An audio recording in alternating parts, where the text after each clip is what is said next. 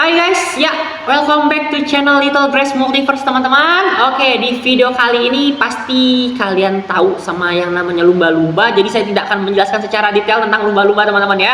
Karena kalau misalnya kalian nonton TV pasti ada lumba-lumba. Kalau kalian main game pasti ada lumba-lumba. Kalau kalian waktu kecil ngegambar juga pasti kalian pernah menggambar lumba-lumba ya. Jadi kita tidak akan membahas tentang apa itu lumba-lumba ya, karena kalian sudah tahu. Tapi ada satu fakta menarik teman-teman, ya mungkin saja ada beberapa di antara kalian sudah mengerti. Tapi juga pasti ada juga di antara kalian tuh yang belum mengerti tentang ini, oke? Jadi faktanya, rupanya lumba-lumba itu tidak hanya berenang di air asin, teman-teman. Jadi rupanya ada juga lumba-lumba yang berenang di air tawar. Ya, itu fakta yang waktu saya baca kemarin tuh kayak yang bener gitu. Saya baru tahu juga teman-teman. Ya, tapi yang jelas adalah rupanya ada 8 jenis lebih spesies lumba-lumba yang berenang di air tawar. Contohnya kayak di air tawar Amazon gitu. Tapi kita tidak akan membahas mereka semua ya, karena fokus kita adalah membahas yang sudah punah. Jadi kita akan membahas salah satu di antara lumba-lumba ini yang sudah punah. Oke, langsung saja.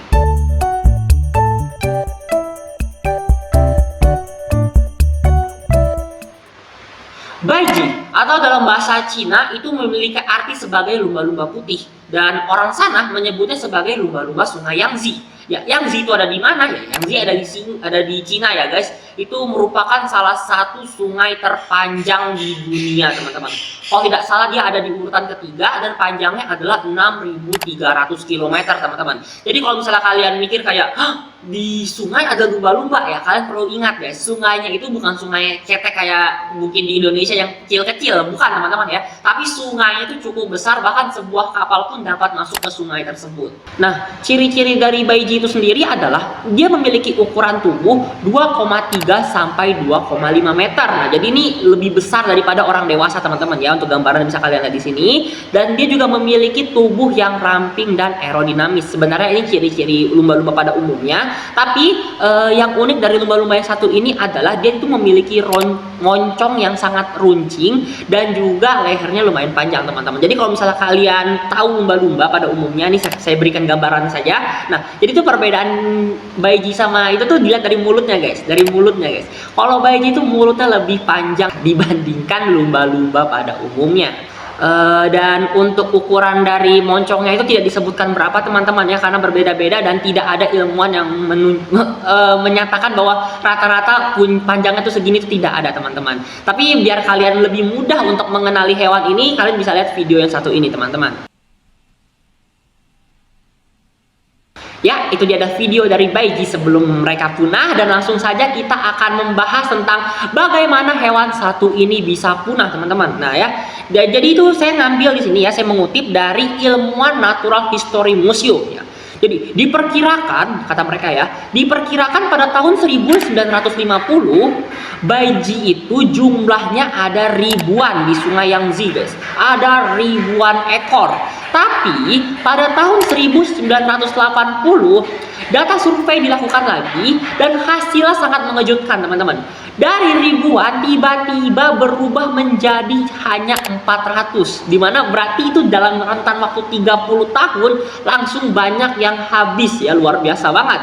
Nah, kemudian pada tahun 1990-an dilakukan lagi survei. Rupanya populasinya lebih drastis menurunnya ya. Jadi saat mereka naik kapal gitu ya, mereka tidak melihat lagi guys di sungai-sungai itu tuh udah gak ada lagi gitu loh. Jadi mereka harus nyelam dulu, melihat-lihat di data-data, dan rupanya yang ditemukan itu tidak banyak lagi seperti dulu gitu. Jadi hanya segelitir individu saja ya, luar biasa. Benar-benar menurunnya gila-gilaan. Oke, kita masuk ke pembahasan utamanya ya. Jadi sebenarnya ada 4 faktor yang menyebabkan hewan satu ini punah teman-teman. Faktor yang pertama adalah seperti biasa, penangkapan ikan secara berlebihan ya. Ini kasusnya seperti sapi laut stelar yang sebelumnya kita bahas. Tapi kan kalau sapi laut stelar itu ekosistemnya dirusak secara tidak langsung gitu loh. Nah, kalau Baiji satu ini tuh ekosistemnya dirusak secara langsung teman-teman. Jadi kan di sungai Yangtze itu tuh banyak kapal-kapal ya. Kapal-kapal itu kan kerjanya nangkap-nangkapkan ikan. Tapi itu pada tahun 1900 itu kan belum ada aturan-aturan tentang bagaimana cara menangkap ikan, apa saja yang diperbolehkan, apa saja tidak diperbolehkan gitu loh teman-teman. Nah, jadi Pada saat itu tuh penangkapan ikan itu dilakukan secara membabi buta ya, seperti biasa membabi buta. Cuman lebih membabi butanya lagi adalah mereka menerapkan sistem yang disebut dengan electrofishing. Electrofishing, kalau dari kata elektro berarti pakai listrik teman-teman ya.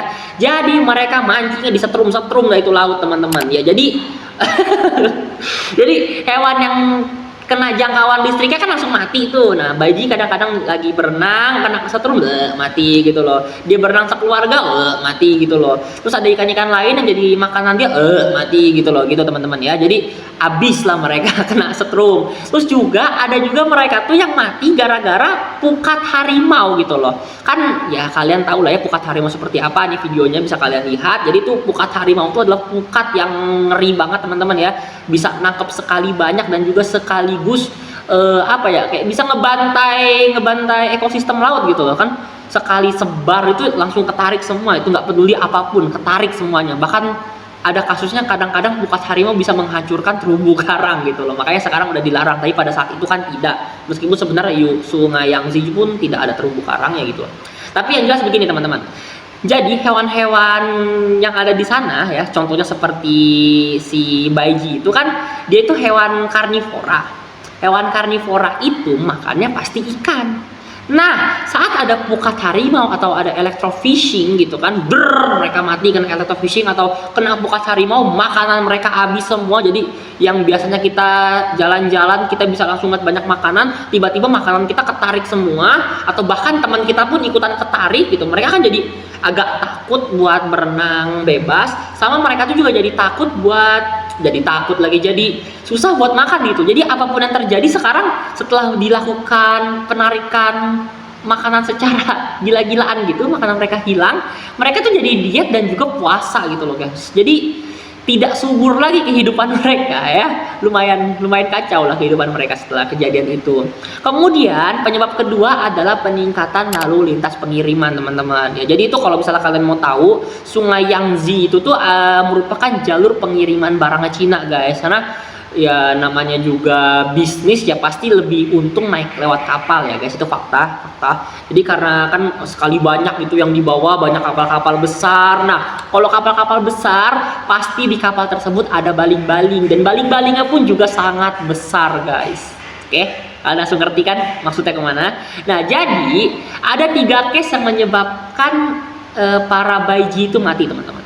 Yang pertama, saat mereka berenang ada kapal lewat, kemudian ketabrak, jeger, mereka ditabrak kapal, meninggal.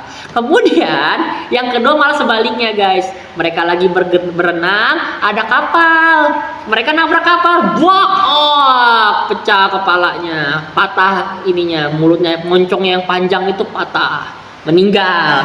Dan yang ketiga lebih tragis lagi adalah saat mereka lagi berenang, mereka lagi membelakangi kapal, ada baling-baling besar. Ya, apa yang terjadi kalian pikirkan sendiri aja ya, itu yang paling parah. Dan itu case-nya banyak teman-teman ya, banyak kejadian begitu. Mereka kegiles sama baling-baling kapal. Oke, kita lanjut lagi ke faktor ketiga teman-teman, yaitu adalah terganggunya habitat mereka ya. Tadi kan ya udah banyak peningkatan lalu lintas kan dari tahun ke tahun, pasti bisnis berkembang di Cina juga makin jadi ya. Akhirnya ya udah ekosistem nggak terlalu dipeduliin juga sih sama mereka gitu loh. Akhirnya lalu lintas di laut kan banyak tuh, berarti kapal-kapal gede banyak. Nah berarti mau nggak mau kita dia tiga faktor penyebab kematian tadi kan udah terjadi tuh ya, 3 faktor lagi, 3 hal penyebab mereka kematian itu kan terjadi gitu loh. Terus juga penangkapan ikan juga masih dilakukan di sana, jadi akhirnya tuh apa ya, ekosistemnya jadi nggak seimbang ya guys ya.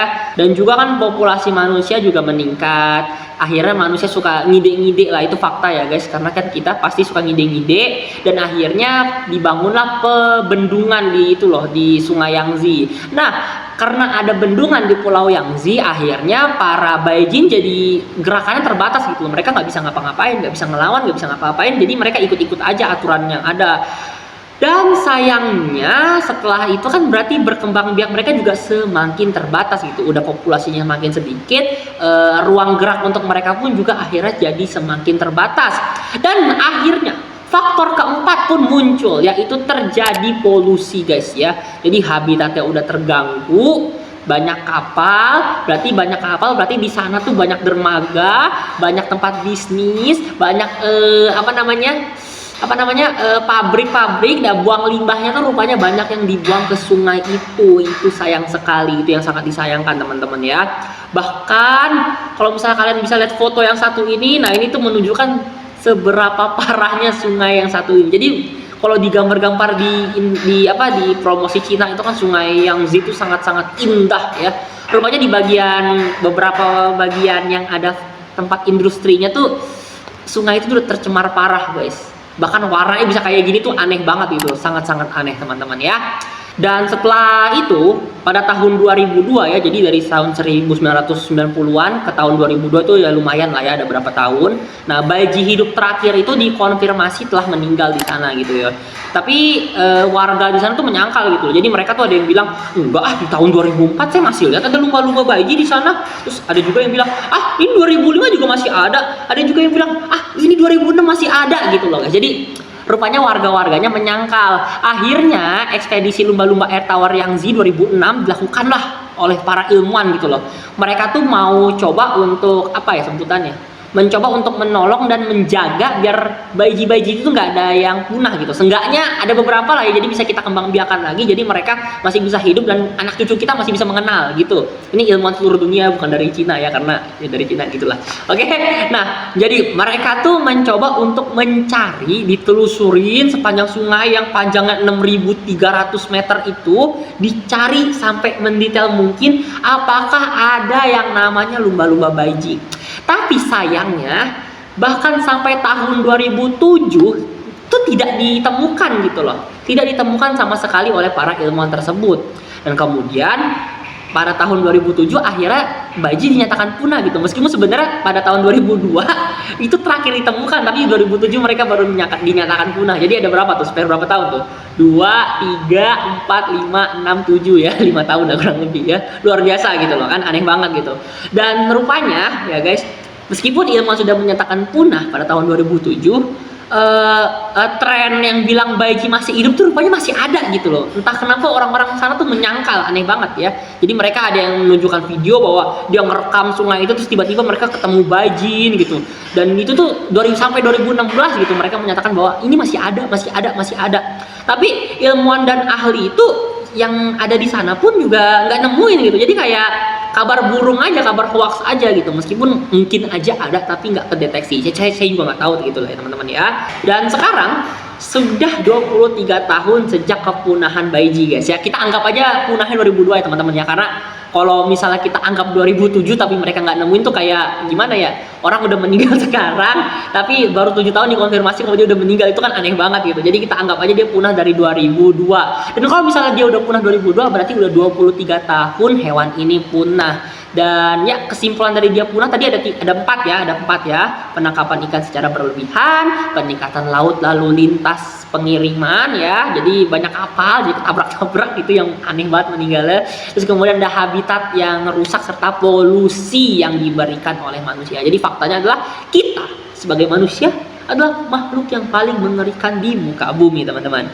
Ya mungkin segitu saja untuk video kali ini. Dan untuk jurnal yang saya baca serta informasi-informasi tentang hewan ini saya taruh di bawah teman-teman. Jadi kalau misalnya kalian mau baca lebih dalam lagi ya, saya mencoba untuk membuat video ini tidak panjang-panjang banget biar kalian gak bosan nontonnya. Dan jangan lupa juga untuk memberikan komen, like, subscribe teman-teman, biar kontennya semakin niat dan juga algoritma channel ini nggak terlalu menyedihkan ya. Oke, sampai jumpa lagi di next video. Bye bye.